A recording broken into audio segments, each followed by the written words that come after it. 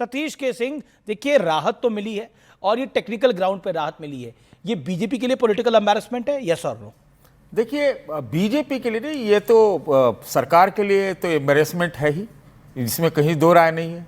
जो ईडी अगर technical point नहीं समझती 13 साल में, और ये हम लोग क्या डिस्कस आज यहाँ कर रहे हैं, हम लोग कोई कंगारू कोर्ट तो नहीं चला रहे हैं कि ये लोग कसूरवार हैं। बात यह है कि अदालत ने कहा क्या है, अदालत ने फौरी तौर पर राहत दी है और ईडी को खारिज किया है, यही हुआ है ना, इससे अलावा तो कुछ नहीं हुआ है। नहीं, ईडी को खारिज नहीं किया, उन्होंने कहा टेक्निकल ग्राउंड पर हम एक्सेप्ट नहीं कर रहे हैं। नहीं तो यही तो खारिज होता है, इसी को तो कहते हैं टेक्निकल ग्राउंड। और कंगारू कोर्ट की आप जो बात कर रहे हैं, कंगारू कोर्ट नहीं कर रहे हैं, हम इसको डिस्कस कर रहे हैं, इसको डिबेट कर रहे हैं। मैं क्या कह रहा हूं, आरोपी थोड़ी बना देंगे हम किसी को। मैं क्या कह रहा हूं, ये तो अधिकार आपके समय पे प्रथा आज भी है। नहीं, आपका अधिकार ज्यादा है। मैं कह रहा हूं कि आप फैसला हम लोग नहीं दे सकते ना, आज अदालत पे चर्चा कीजिए कि अदालत ने कहा क्या है। ठीक है, ये बात सही है कि टेक्निकल ग्राउंड पर लालू यादव का फैसला आते हुए कितना टाइम लगा था चारा घोटाले में?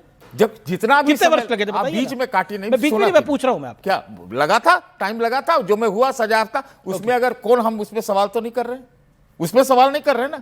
आज कौन सवाल नहीं, आज जो आपके सामने आया है उसके ऊपर बात। भंडारी जी को क्या कहना चाहते हैं? मैं उस एक मिनट, भंडारी जी को कुछ नहीं कहने। देखिए, जब तक करप्शन का मापतौल देश में अगर राजनैतिक हथियार के रूप होगा तो इससे करप्शन दूर होने वाला नहीं है। मैं कोई नहीं होता हूं कि ये इनको डकैत कहने वाला सोनिया गांधी और राहुल गांधी को, या मैं कहूं कि एकदम बेदाग है, मैं नहीं हूं, या फिर उन्होंने किया है या नहीं किया, मैं कोई नहीं होता हूं। अदालत का जब सर्वोच्च फैसला सर्वोच्च स्तर से आ जाता है, मैं उसको मानता हूं। जानते हैं कानून में तो एफआईआर, ये सर्वोच्च स्तर का फैसला भी नहीं है, ये तो लोअर कोर्ट का फैसला है, लोअर ऑलरेडी हाई कोर्ट के अंदर चैलेंज किया जा रहा है। जब हाई कोर्ट अगर इस फैसले को ओवरटर्न कर देगा तो तब हम लोग बात कर लेंगे। ये फैसला गलत है। अभी तक कौन सा फैसला आपके पक्ष में है?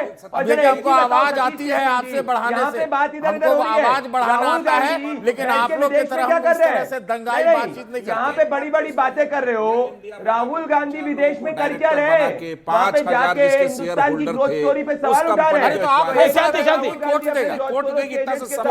भंडारी जी शांति। अरे मैं सुन तो लीजिए, 30 सेकंड अभी वो सुन नहीं पाते हैं, इनके बस में नहीं है सुनना। मैं आपको बता रहा हूं, एक एफआईआर, कॉग्निजेंस, जांच पड़ताल। शांति भंडारी प्रदीप एक सेकंड शांति। सुन लो, आप सुनने 30 सेकंड देन यू कम। समझने की तो दूर है, सुनने की भी नहीं है। एफआईआर, कॉग्निजेंस, चार्जशीट, आदि आदि आदि, ये क्या, इसको भी कानून में क्या फैसला माना जाता है क्या? ये कानून फैसला करता है, अदालत फैसला करती है। तो हम लोग कौन होते हैं इस पर बात करने के लिए? अभी अदालत पे कहिए कि ये फैसला आया है, आप कांग्रेस पार्टी इसको जीत बताएगी, और भारतीय जनता पार्टी के लिए, ये जो सरकार है उसके लिए एम्बैरेसमेंट है कि टेक्निकल ग्राउंड पर ईडी खारिज हो जा रहा है, टेक्निकल ग्राउंड पे। ओके, जवाब ले लेते हैं, सीधा रुख करता हूं मैं। ओके मिस्टर भंडारी में प्रीमेच्योर शब्द का मीनिंग क्या होता है? प्रूडेंट होगा। दिल्ली की आर्थिक अपराध शाखा तो सत्य प्रकाश जी आपके जैसा थोड़े बोलती है अदालत। अच्छा, सोफिस्टिकेटेड। प्रदीप भंडारी कुछ कहना चाह रहे हैं, बोलिए। सुनो, पहली बात तो ये विदेशी एजेंट जो बैठकर अभी राहुल गांधी विदेश के अंदर है, इनसे पूछना चाहिए कि विदेश में हॉलिडे से पहले वापस कब आ रहे हैं, जब संसद चल रही है, जब संसद के अंदर पॉल्यूशन के अंदर भी मंत्री जवाब दे रहे हैं। और पृथ्वीराज चौहान जो पाकिस्तान की बैटिंग कर रहे हैं आसिम मुनीर से ज्यादा, जरा उसमें भी राहुल गांधी से बुलवा दो। अब दूसरी बात पे आ जाना चाहता हूं, ये बड़ी बड़ी बात याद है अरविंद केजरीवाल को, जब बेल मिली थी तो कैसे गए थे दिल्ली से लेकर हरियाणा तक जनता के कटघरे में कि मैं निर्दोष हूं, मैं निर्दोष हूं, मैं निर्दोष हूं। जनता ने क्या जवाब दिया? हरियाणा में जमानत जब्त हो गई, दिल्ली से सत्ता चली गई। अगर राहुल और सोनिया को लगता है कि वो भ्रष्टाचारी नहीं है तो बंगाल से लेकर हर, अरे भाई, आप पार्टी वाले भी कह रहे हैं कि सरकार जो है सोनिया राहुल को बचा रही है।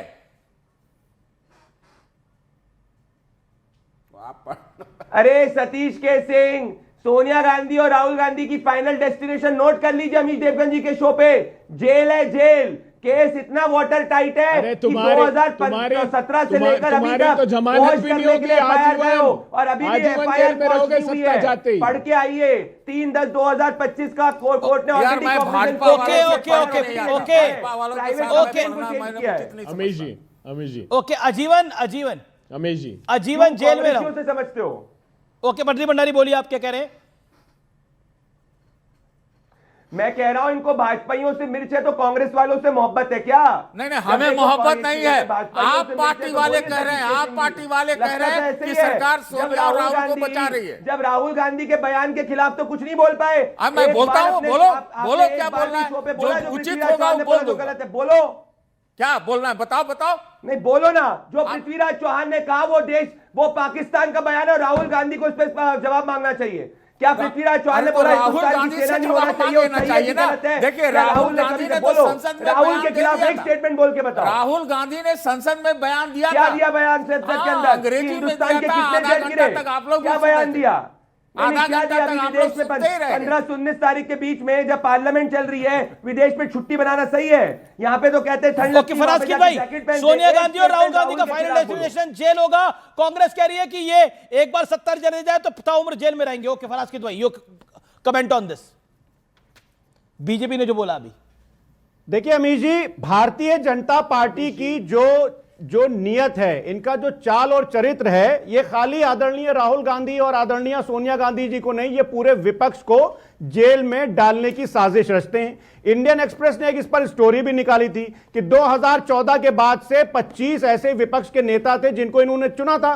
उसके बाद में 23 नेता इनकी वॉशिंग मशीन में धुल करके साफ होकर के चले गए थे। अब मैं भंडारी जी से एक सवाल पूछना चाहता हूं। आप बोल रहे हैं कि राहुल जी, सोनिया गांधी जी हमेशा जेल में रहेंगे, भ्रष्टाचार की बात करते हैं। हेमंता बिस्वा शर्मा के ऊपर तो ईडी और सीबीआई ने छापे मारे थे ना, कस के रगड़ा था उनको, 14 छापे मारे थे, अगर आपको याद होगा अमीर जी। भारतीय जनता पार्टी ने बुकलेट भी निकाल ली थी।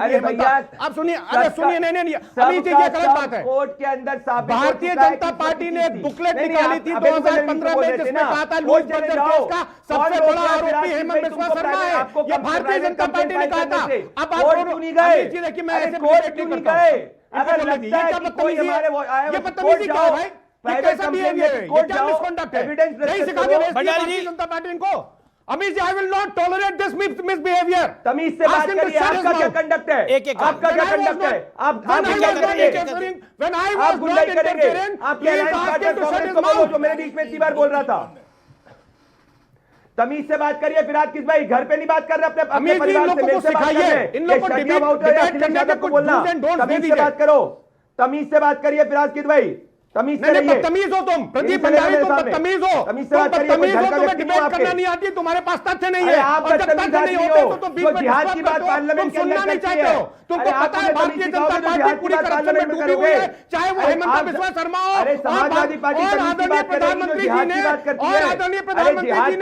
अजीत पवार के ऊपर 70,000 करोड़ का बताया था कि महाघोटाला किया है। उसके बाद में जब मोदी साहब तो क्या ठीक हो जाते हैं? आप राहुल गांधी और सोनिया गांधी की कर रहे हो ना। अखिलेश यादव यहाँ पे राहुल गांधी और सोनिया गांधी को एक्सपोज कर रहे हैं कि इलेक्टोरल बॉन्ड के अंदर सबसे बड़ा भ्रष्टाचार कांग्रेस ने किया है।